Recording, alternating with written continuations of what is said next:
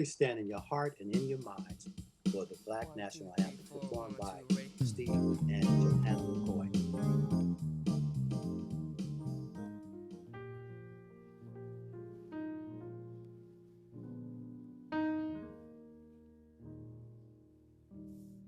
Lift every voice and sing till like heaven ring, ring with the harmony of liberty. Let our rejoicing rise high as the listening skies. Let us march on till victory Yes, yes. is won. Sing a song full of the faith that the dark past has taught us. Sing a song full of the hope that the present has brought us. Facing the rising sun, about a day begun. Let us march on till victory is won. Let us march on till victory is won. Is won. Is won. Oh my goodness. Go ahead. Absolutely. That is Steve and Johanna McCoy performing the Black National Anthem. Again, I want to welcome you to Straight Talk TV. And we said Straight Talk, it is the show that cares about you, where the information comes from you, the people, to the people. And that is exactly what is going to happen tonight. We bring some powerful information to you. And these distinguished gentlemen are going to be sharing history, the past, the present, and the future. And I want to say this. What you're going to hear tonight is not an isolated incident. Not only is it happening in Oregon, throughout the United States, and I would venture out to say that it's happening all over the world. And these gentlemen, that they all have a special gift, that they really have been in the trenches, serving the people for the cause, for the right cause. We have joining us, we have, and I want to read this because I like to get things right. This is from the sidebar, Oregon Trial Lawyer Association. And they titled this gentleman, Distinguished Trial Lawyer Greg Kafoury. He's joining us, and welcome Greg Kafoury. Also joining us is another gentleman. This gentleman, he also stands on the shoulders of many others. He is Ernerst.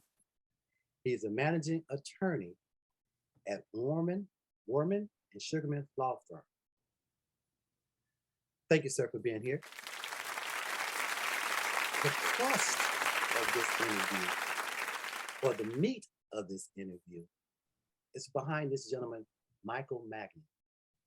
And I was sharing with Micheal that whether he realized it or not, he is setting history. He has set the pathway for generations to come. Thank you, gentlemen. Thank each and every one for here. Thank you. Thank you all. I want to get right into the program. Mr. Engineer, if you could show the video of the incident of Mr. Micheal Magnum at Walmart in the state of Oregon. What did I say? What did I say to threaten you? What did I say? No, I didn't say anything to threaten you. You did. What did I say? What did I say? If I keep watching you, you're going to slap the shit out of me. No, I didn't say that. Remember that? I didn't say that. And I'm going to go find this other couple here And I'm gonna ask them if I said that. I'm gonna find this other couple here, and I'm asking if I said I that. went to the police and now he's recording me. Yeah, I am recording you because you're saying something that I didn't say. So you too. So you telling me right now. So again, if you're getting So you telling me right now he's gonna trespass me from this property for what reason? because he wants to. Because he wants to. Back to Micheal Magnum. Sir, can you share with our audience what you were feeling in that moment in time?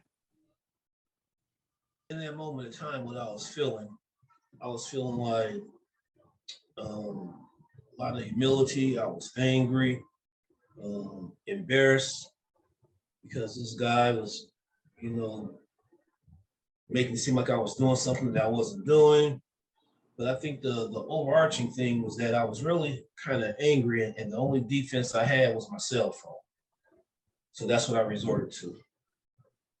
Now, I had the opportunity to share with you a little bit, and I took on the historical and ancestral position in this. And what I shared with Micheal is that moment in time that he decided to either fight or flight. And he decided to fight. And I asked him, what did you fight with? Well, my cell phone. Absolutely, absolutely.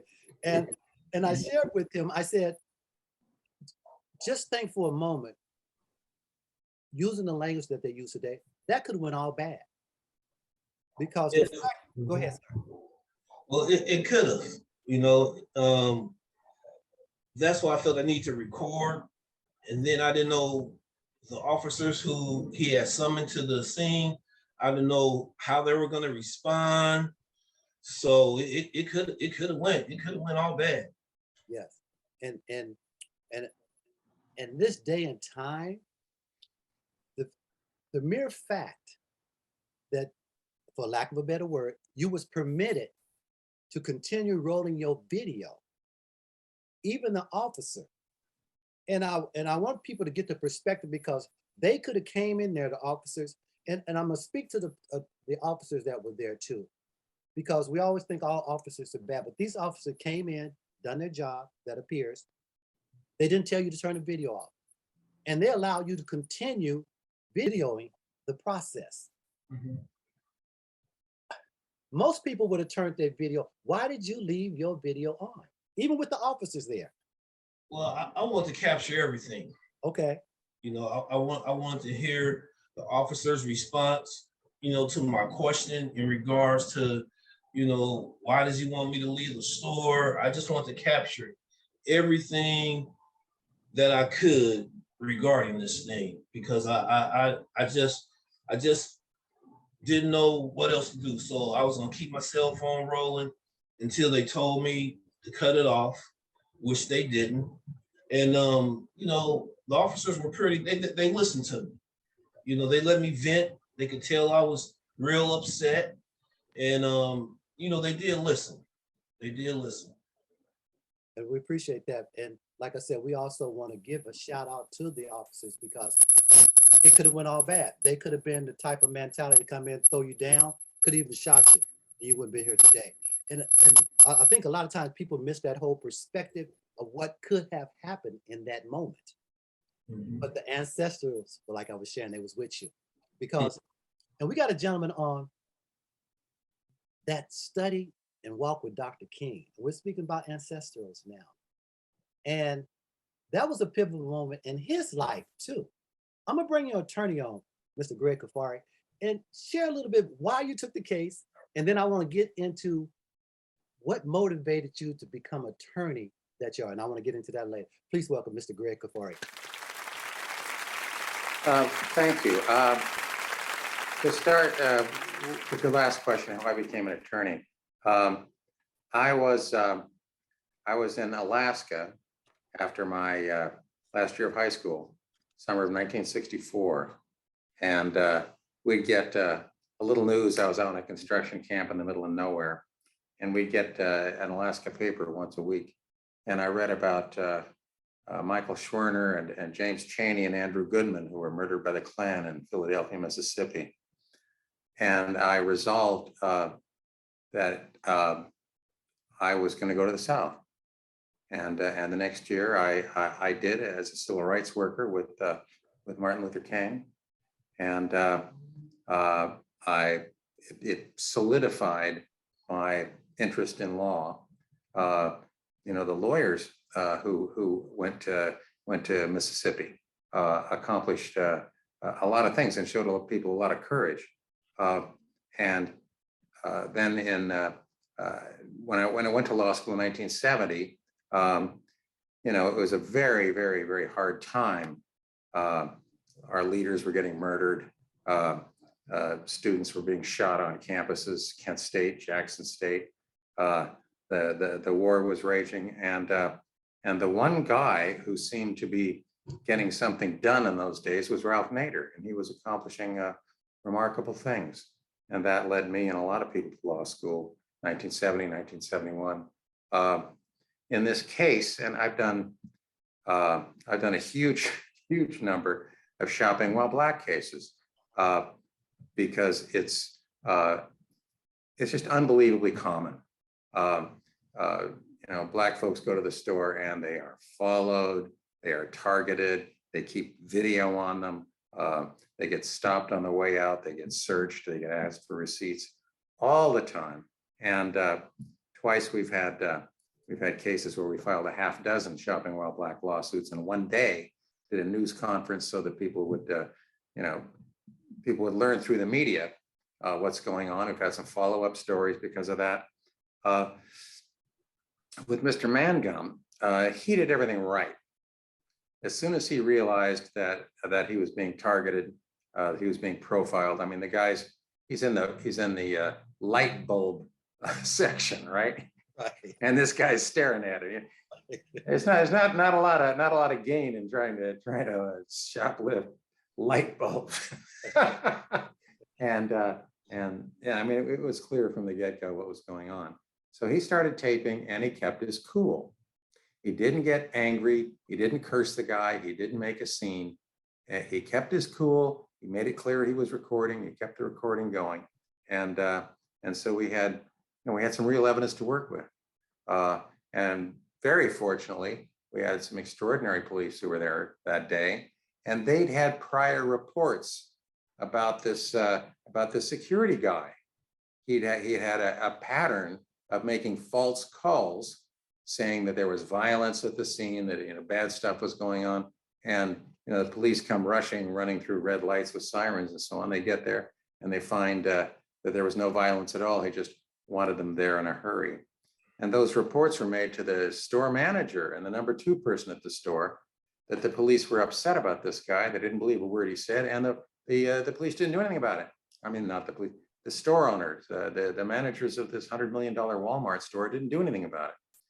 And then after Michael's incident, the guy who tried to get him in so much trouble, the security guy, called the police and demanded, why didn't you throw this guy out? Why didn't you do something to him? When I call you, I expect things to happen. The next day, the head of the shift, a very powerful and impressive officer, a sergeant, came down and talked to the head of the store, and her number 2 spent half an hour explaining why this guy was bad, why what he's doing is dangerous. He's putting people at risk. He said, suppose the police are coming there to your place to answer a phony call, and somebody else has got somebody breaking into their house. But the people who are in trouble and need the police, police are on their way to Walmart. So it was, the case was really kind of a perfect storm of great facts. And what Michael did by standing his ground and being willing to incur the risk of arrest, being charged, he could have lost his career. He works with troubled youth at the projects, and the guy's a hero, and he's a perfect plaintiff in that regard. So I had the great client. I had the worst company in the world, one of the worst in Walmart, and then we had this remarkable bad behavior. on the part of the people, not just the security man, but the people who run the store, and ignoring the fact that this guy was profiling people, that he was a liar, that he was out of line, that he was misusing the police. So we had a very large verdict. Well, we appreciate the fact that you decided, and I was reading about, this is not the first case, but that's a passion that you have. Sure. And I think I can kind of say part of that passion and the way you address people in the courtroom came from one of the greatest orators that ever lived, Dr. King. Yes. Right. And I want to get into that little how you deliver and where that came from. But we have Well, yeah. I'll tell you a story. When I was in the South, as a civil rights worker in summer of '65, I would go to the churches on Sunday. I go to the revival meetings through the week, and these Southern preachers are the great orators of their time. Dr. King, of course, but the great tradition of these guys is hugely dramatic and impassioned, and starting low and soft and quiet and building up to a crescendo and so on. And I spent far too many years copying them, and I had to I had to learn eventually to control the process, not trying to get people to join the revolution, but just get them to come enough to my side to get 9 votes out of a 12-person jury to get a verdict. And it took me 17 years to win a verdict worth calling my parents and telling them about, because it's a hard process, and especially if you've had that kind of experience and you're a passionate guy, and you need to be able to control your instrument to be a good trial lawyer. Absolutely. And we appreciate that you tapped into that spirit and that essence at that time as a young man. And that was a turbulent time for us in history. And speaking of a gentleman that he is, how would I want to say that? Standing on the shoulders. Oh, yes. That went through some turbulent times, but he shared his gift as well. He was one of the gentlemen that had the awesome pleasure, some people would say the blessing, to start the first African-American, Asiatic, Black, whichever terminology you use today, firm in city of Portland, Oregon. Ladies and gentlemen, please welcome Mr. Ernerst Warren. Welcome, Mr. Ernerst Warren. And I really want to thank you again, sir, because we chatted yesterday and you was on the flight and you answered our calls while you was on the flight headed to California, and to serve with a powerful gentleman that's been in the trenches too, Mr. George Barner. Yes. But I want to tap into you a little bit, because serving the people as long as you have in the environment that Mr. Gregory Kafoury had talked about, what was that like for you to get started and being in that environment here in the state of Oregon? Well, thank you for asking. I'd like to say, I've known Micheal Magnum for 50 years, and he's always been a friend. Of course, when we left off for college, I went one different direction, but Greg couldn't have gotten a better client, a cleaner client, a soft-spoken, strong gentleman that, and so, and you asked, well, what did he do to defend himself? He really didn't defend himself as much with the cell phone as with his brain. He just turned that on to replicate the intelligence that I've known about him for 50 years. When I got started, when we started our Black law firm, Ken Walker, Hazel Adney Warren, and myself, we were the first firm. We stood on the shoulders of many people. I mean, we had Judge Aaron Brown, Answer Haggerty, Mercedes Diaz, Larry Sokol, and Greg Kafoury. Greg was back then cheering me on. Greg's partner, Mark McDougal, took the bar with me. We shared a room. Can you imagine a white guy and a black guy sharing a motel room? What year was that? Bar. What year That's was it? 1989. Oh my goodness. Okay. Okay. That's 1989, and we shared the hotel room. And I remembered some guys coming by and visiting us while we were studying for the bar in our hotel room, and they were like, "Yeah, man, Mark, we're going to give you all the business." And I was like, "Wait a minute, I'm going to be a lawyer too." And we took two different tracks. Right. My track was to, he of course got with Greg, and my track was to go on by myself and defend all of our brothers and sisters in the neighborhood against the forces of evil in criminal accusations. And so I don't think it's any. I also got to get together with Jerry Spence, who showed me more of the anatomy of a trial. And now I'm on faculty at Trial Lawyer College. And after winning 100 jury trials, 80 of them in criminal cases, Greg has won more cases than me, but I'm older than you.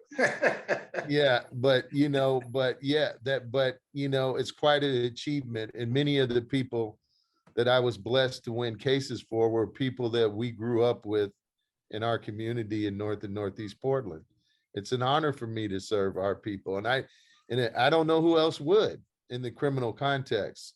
If it's a good civil case, I'm referring it to Greg and Mark. And I go to lunch with Greg and Mark, and I see Mark a lot more. He's my contemporary in age.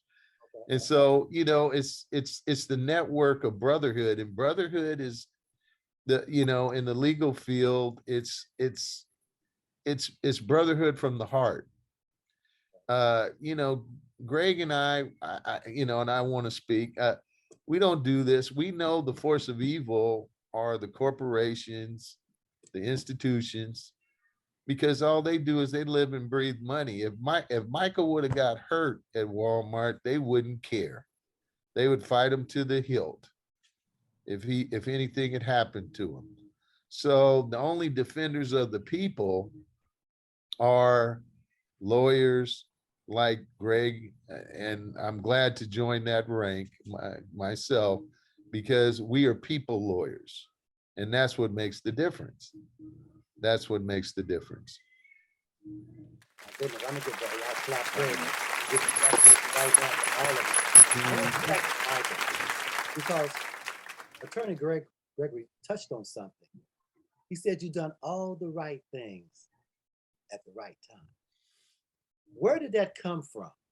And the reason I'm going to, because we always get this angry black man syndrome. He's cursing us out. And that guy mentioned something about, and I was listening to what he said, and I don't know where he picked that language up. You're going to slap my MFF face.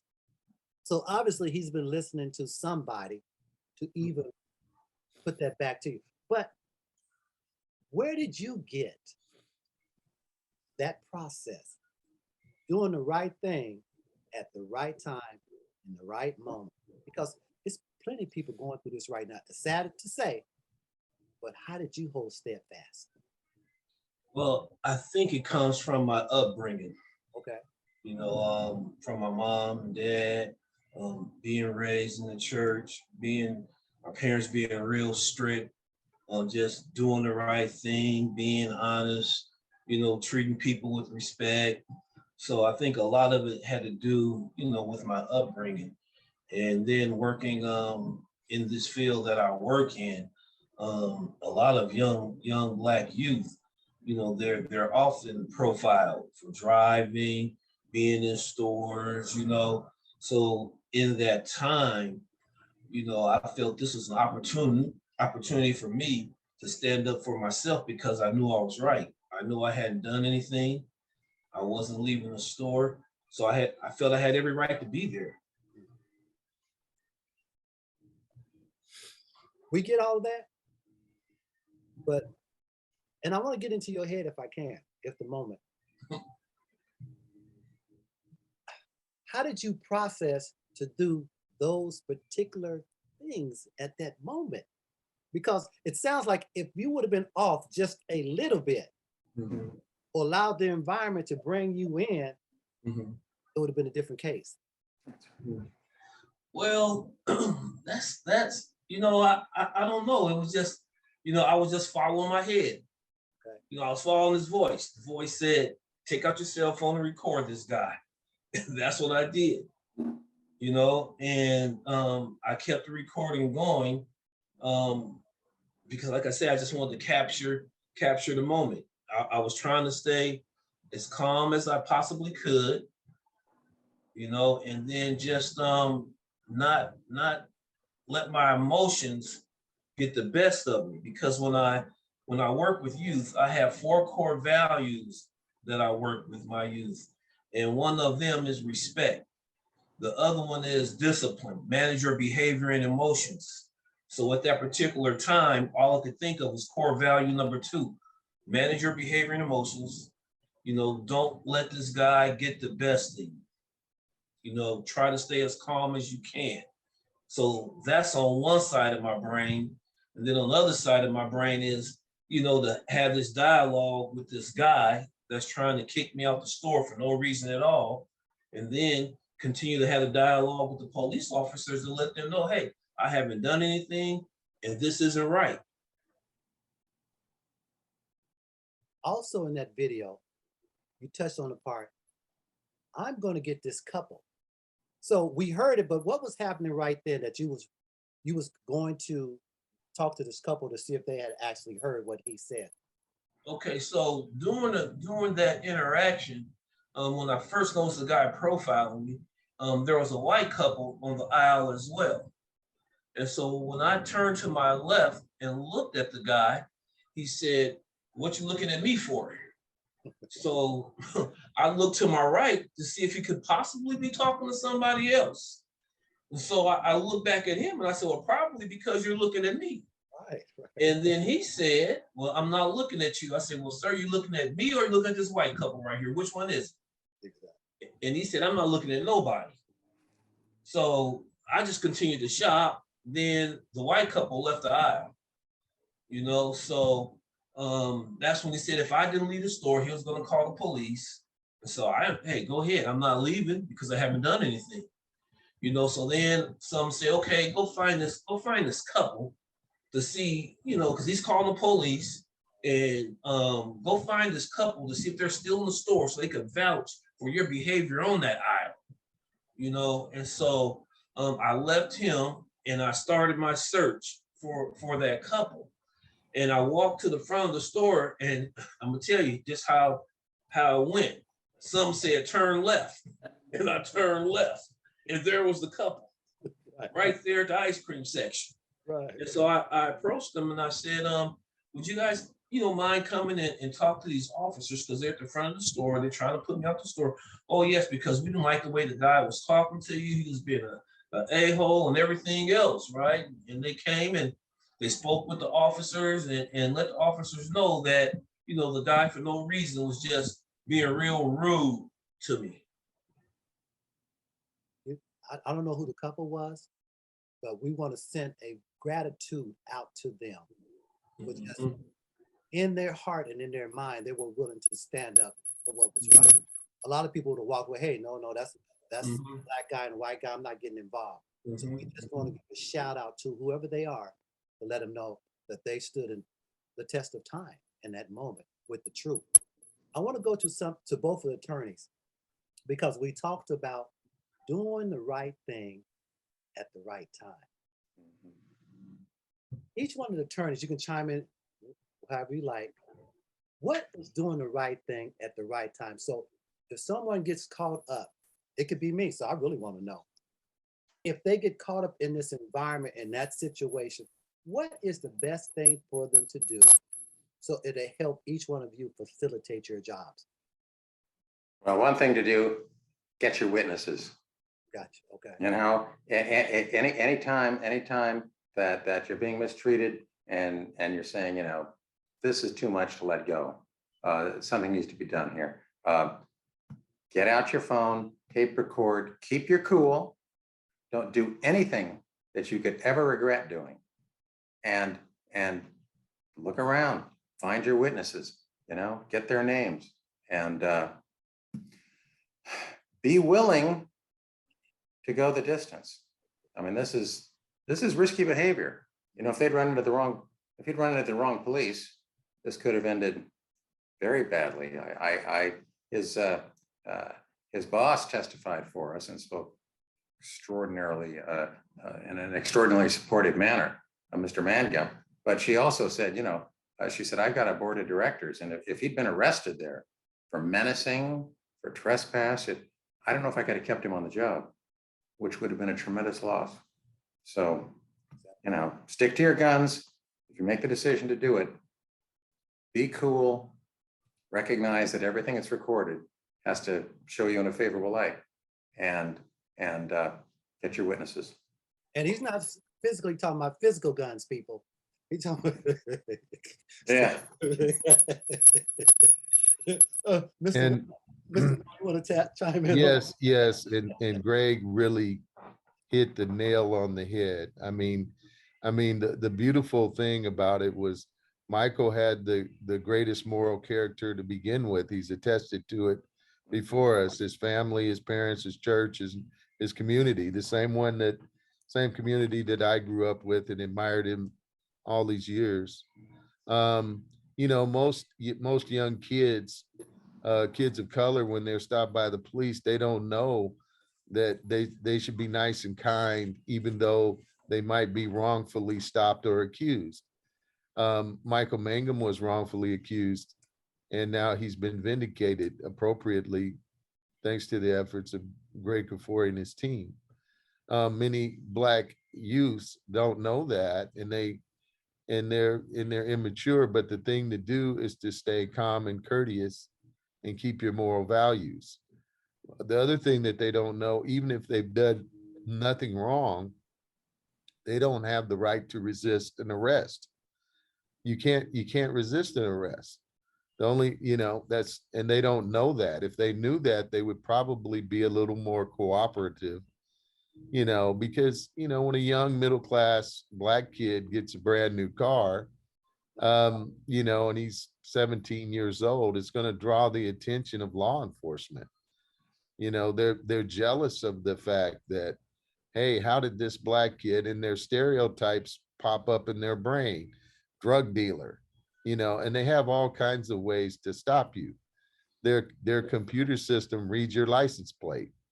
And so they know, you know, what's going on. And so they just want a reason to stop you. And from there, they can manufacture the wrongful allegations.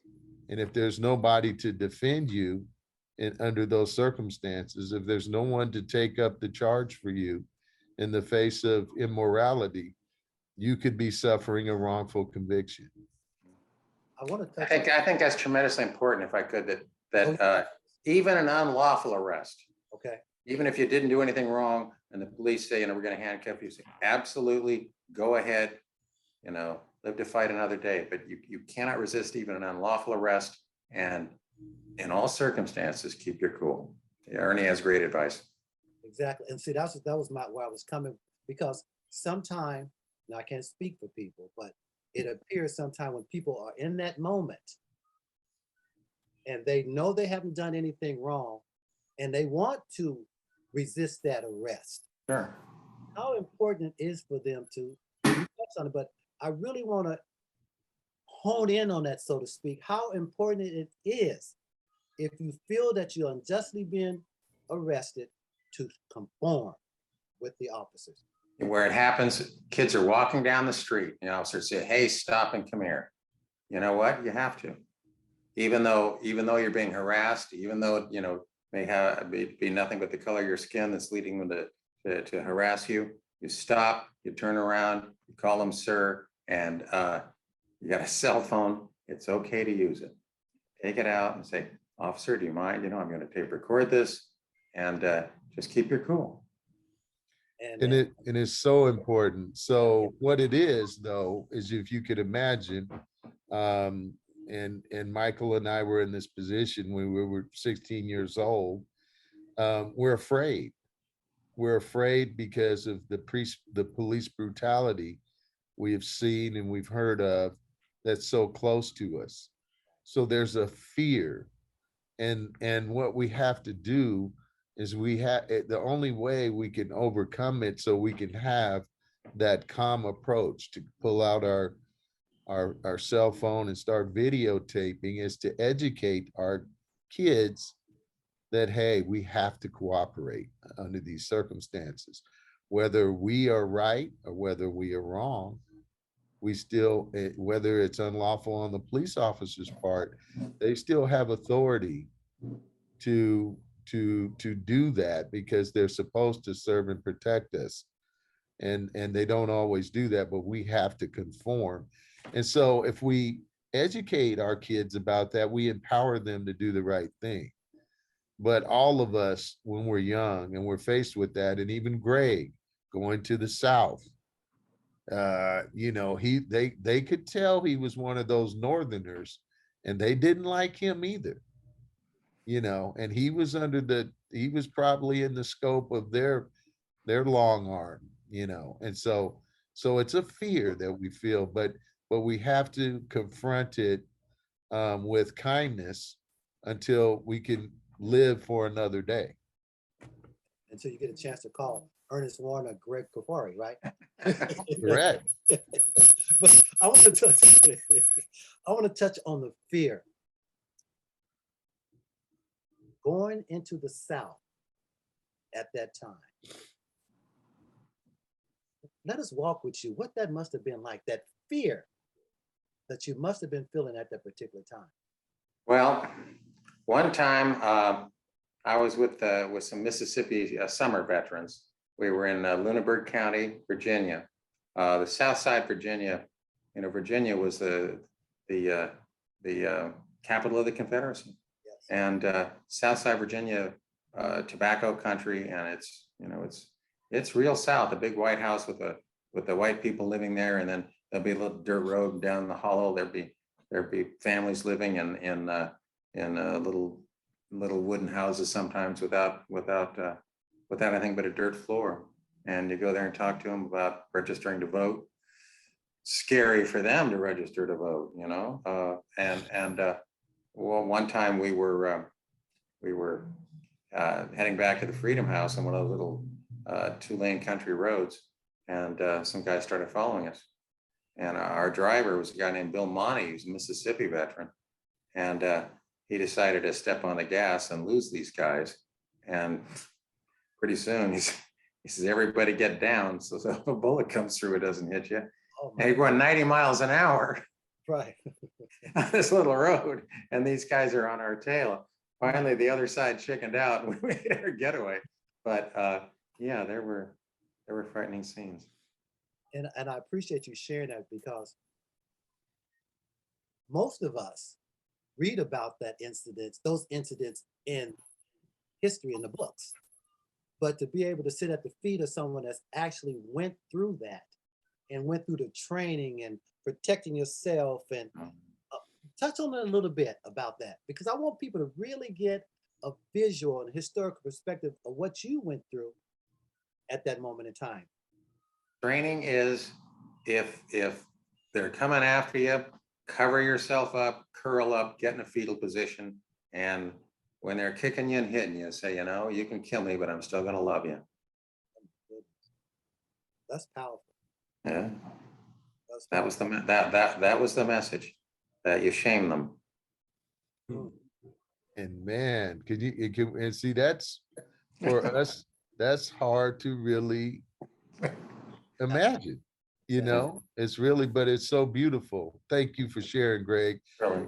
Everyone I know that was a Student Nonviolent Coordinating Committee member. Mhm. I know Howard Moore, who worked with Thurgood Marshall to get freedom fighters out of jail all across the South. They all really believe in that love over hate. They really do. You had to really, not only did each one of you have a gift in that moment in time, but you had to really believe that to curl up in a fetal position while somebody is ministering hate through kicking you and beating you and spitting on you and the derogatory terms that came out of them. I mean, that was a venom of hate. So to be able to lay there, I commend you. And they did it with police uniforms on, Yes. Oh. and dogs, and Yeah. hoses, water hoses, other torture that was meant for medieval wartime error. And so the narrative is to try to forget that, and hopefully we can rise above that. Hopefully we can, in peace and love. Peace and love. And I'm gonna go back to Michael, and the reason I'm gonna go back to him, because I was sharing with him some of the historical perspective and what he actually, at that moment in time, he stood, he didn't curl up physically, but he had a cell phone and he utilized that cell phone. And so, Michael, as you hear Mr. Greg and Mr. Ernerst explain and share their personal experience, how does that resonate with you now, knowing what they went through and what possibly could have happened to you? First of all, I couldn't imagine that happening. I mean, that's just it's beyond me for people to even be treated like that. You know, and in that situation, like I said, I didn't know what type of officers will be coming to the scene. You know, so in the back of my mind, I was kind of preparing myself for the worst, but at the same time, just trying to remain calm. But just having in the back of my mind that whoever these officers are, you know, I'm still gonna stand my ground and let them know that I'm not done shopping. I haven't done anything, and this isn't right. So luckily, we're in 2022. That that kind of behavior that happened with Mr. Kafoury is not so much happening today, but it is in other ways. So just me being able to stand my ground and not be ordered to get on the ground, boy, or anything of that nature, was a huge win for me in terms of just letting folks know, hey, you got to stand up for yourself when you know you're right. You can do that. You have the right to stand up for yourself. And in that moment in time, the work of Mr. Greg and Mr. Ernerst and all those before him and the freedom riders made it a way for you to just be able to pull out that. I mean, I want people to get the perspective of what it was like when Mr. Greg and Mr. Ernerst and their grandparents and those before them was dealing with the bull carners, with the dogs being sicked on them.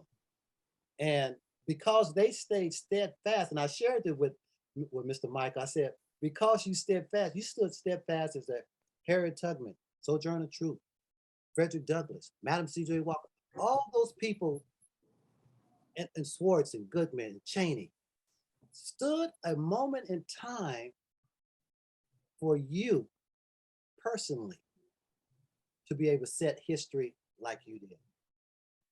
It's powerful when I think about that moment and the fact that you stood your place in history. And then we have the attorneys that have a gift that say, we're gonna stand on right. This is not right.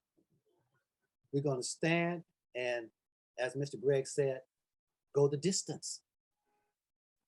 All of you went the distance and still going the distance for the people. So I'm extremely grateful to have each one of you just let us tap into your lives for just a moment and realize the significance that all three of you, and I shared this with Michael, Mr. Michael, I said, what you done is affecting, not only is it went in the annals of history legally, but generations to come will hear about Attorney Greg Kafoury, Attorney Ernerst Warren, and Micheal Magnum, that moment at Walmart. And it's happening all over the world. There was one of the things I said to the jury during the final argument in this case. I quoted a very large number for punitive damages. And I said, it looks like a huge number to us. It's nothing to Walmart. But the news of a verdict like that against Walmart, that story will resonate and it will spread, and they will be embarrassed, they will be humiliated, they will be challenged to do something about it. And so the jury responded. They awarded everything we asked for. And that story, Micheal Magnum's story, picked up by Associated Press. It went on, it was all the major TV networks carried the story.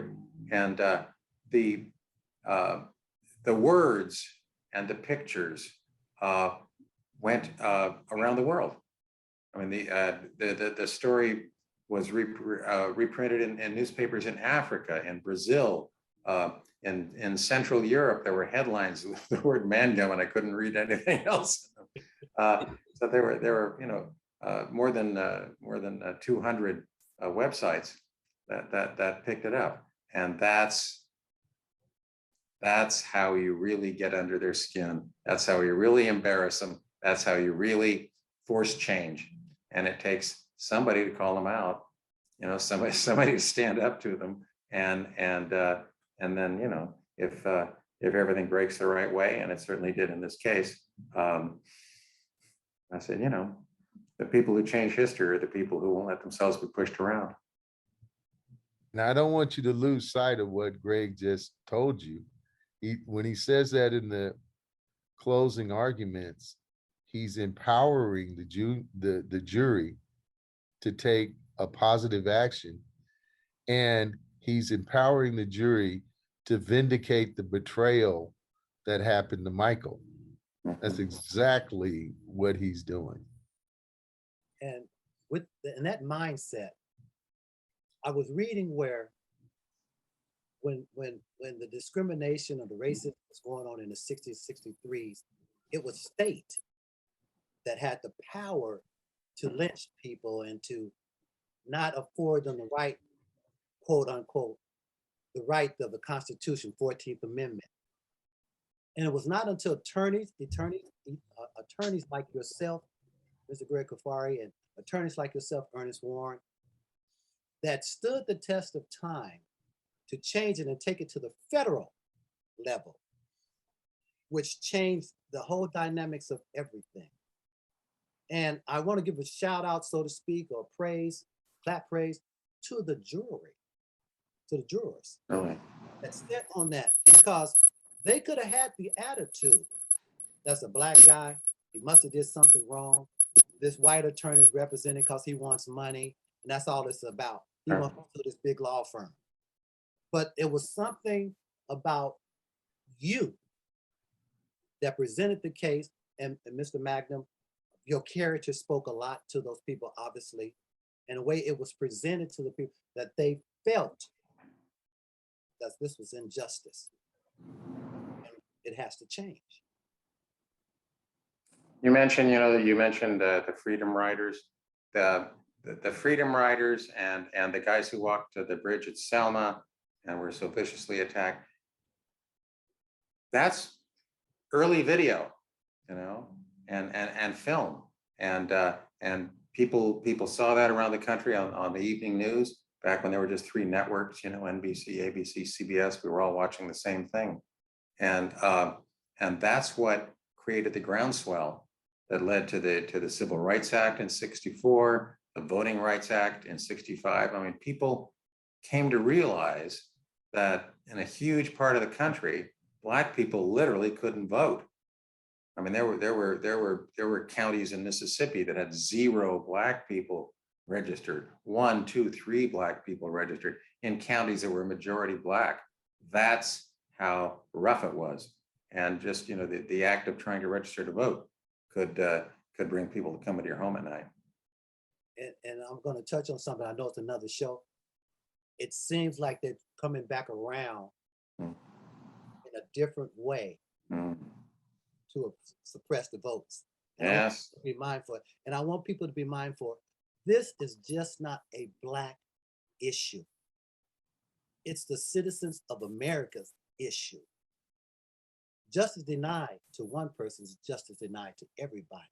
Eventually, it's going to tap into your home, at your table, someone you love. And I want to put that vision out to people that just don't think this is a Black thing. This is about our democracy. It's about doing the right thing. It's about officers doing the right thing. It's about attorneys doing the right thing. And it's certainly about people like Micheal Magnum doing the right thing. Certainly is. Right moment. And Mr. Magnum, I want to go back to you real quick before we close out. What was it like to know that you went around the world? That was crazy. That was a crazy week. Yes, sir. You know, after that verdict came in, you know, I was getting calls from, you know, all over, you know, and, oh, you made the Shade Room, or CNN, People's Magazine. It was just crazy, man. It was just crazy. It was just crazy. You know, thanks to Mr. Kafoury. I just owe him all the thanks for just, you know, fighting for me and putting up with me for 2 years. And I want to tap into some of both these gentlemen because they all have their own law firms, Greg Kafoury and McDougal, and Ernerst Warren and Sugarman. What motivated each one of you to start your law firm? Now, Mr. Greg, I heard about your grandfather was an instrument in getting you started with your own business. But each one of you, just tap in a little bit for our viewers. What made you start your own law firms? I'll go first if that's all right with Ernie. My grandfather's message to his sons was always be your own boss, even if it's a peanut stand. And I have 3 brothers, and we've all followed in that. I think so many people find it very, very difficult to act independently. You know, they can be fired, they can be leaned on, and there are not enough roles in this world where people can be truly independent. Being your own boss as an attorney, you know, you have freedom and you have power, and the combination of those two is really unique, and it's a wonderful thing. But as we look at, you know, the kind of society we want to live in, we need to think about ways to protect people so that they can act with integrity in all aspects of their life, and not be subject to bullying or pressure from anybody. Mr. Warren, you want to chime in on that, sir? Well, you know, the reason I became a lawyer is my dad asked me, Ernest Warren Sr., he said, son, there's 3 professions in life, doctor, lawyer, preacher, which one are you going to choose? And I said, wait a minute, Dad, I got to think about that. And I went back and thought, and I said, man, I don't know if I could be a preacher. I mean, they're pretty passionate. And I said, man, I don't know if I can be a doctor. And so I was really troubled. And then, you know, at noontime at KPTV in 1966, when my dad asked this question, Perry Mason came on. And then all of a sudden, I seen Perry pull up in a suicide door 1966 Lincoln Continental and jump out with a suit on. I said, Dad, that's what I want to be. And I mean, and it was my role model. It didn't matter that he was white. That was my role model. And I wanted to be like Perry Mason. I wanted to wear a suit. And I've been driving a Lincoln ever since. I got 2 Lincolns in my driveway. And also Lincoln freed the slaves. So it's just, you know, it just all falls together. Now in 1989, you know, I was new on the scene. I was going to CLEs taught by Kafoury and Sokol, stuff like that, trying to learn about civil law, but yet practicing at the public defender. Well, nobody would talk to me at the public defender at the time. And I was like, wow, this is, you know, my section, they're all judges now. We got Mike McShane, we got Kathleen Daly, Tom Ryan, Michael Greenlick, everybody in my section later became a judge, and that same section hadn't won a jury trial in 18 months. And they wouldn't even talk to me. So, but I knew how to try a case. So I won my first jury trial. They said, "Oh, you're lucky." I won my second jury trial. The eyebrow kind of got raised. When I won my first 5 jury trials in a row, all of a sudden people want to be my friend. And it was okay. I didn't, Michael knows me. I'm not like that either. I didn't say, "Oh, well, you weren't my friend when I first started." So, no, I wasn't that type. I said, "Okay, let's try to figure out how to win trials together." So at that time, when I won my first 5 trials in a row, Ken Walker, who was a senior person at that public defender's office, said, "Look, man, you need to be in private practice." I'm like, "Okay. And you need to be the managing partner." I'm like, "Well, you're older." "No, you need to do this." I'm like, "Okay, all right." And then what we learned was we became the first firm in history to be an African-American law firm in the state in the process. And that's how it happened. Shout out and clap praise for that. We're going to wind up, but what I'd like to do is I would like each one of you to share something with our viewing audience. And I will go with Mr. Greg Kafoury first, and then Mr. Ernerst Warren, and then I will leave off with Mr. Micheal Magnum.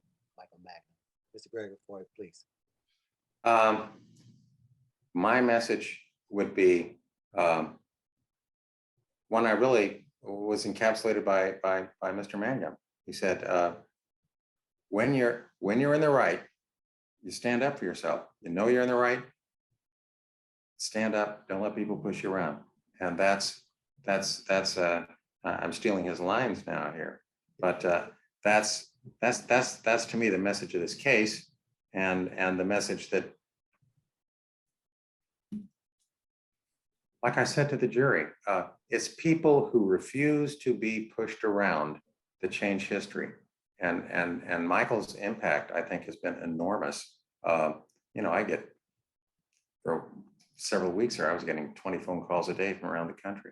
And, I can't go practicing in other states, but people heard the story and people said, "Hey, you don't have to take it. You can stand up. You can fight back." That's the message. Thank you. Mr. Ernerst Warren, sir, please.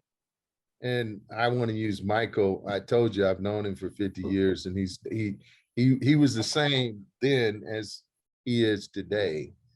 And I think the thing that I want to say is, when you fight like Michael, be nice and charming like Michael. When Michael fought, he was still nice and charming. I mean, if he would have been sparring in the ring like Muhammad Ali, he could have knocked the dude down and said, "Please get up, let's do it again." I mean, that's how kind Michael is. I mean, I know this guy.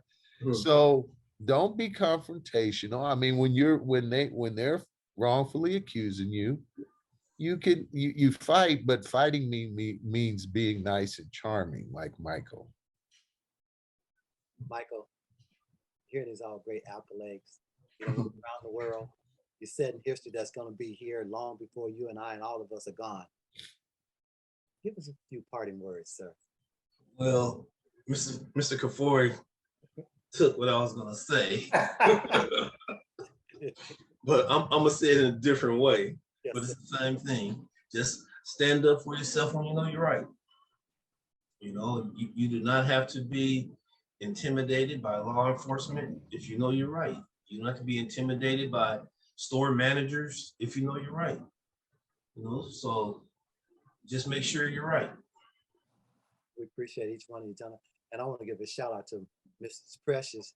She practiced as an intern paralegal in Japan, and she's on the call just listening. And so we appreciate you being here, Mr. Precious.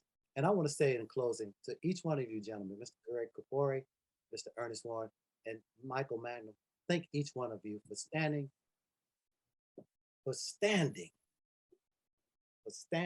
up for people that even realized that you were standing up for them.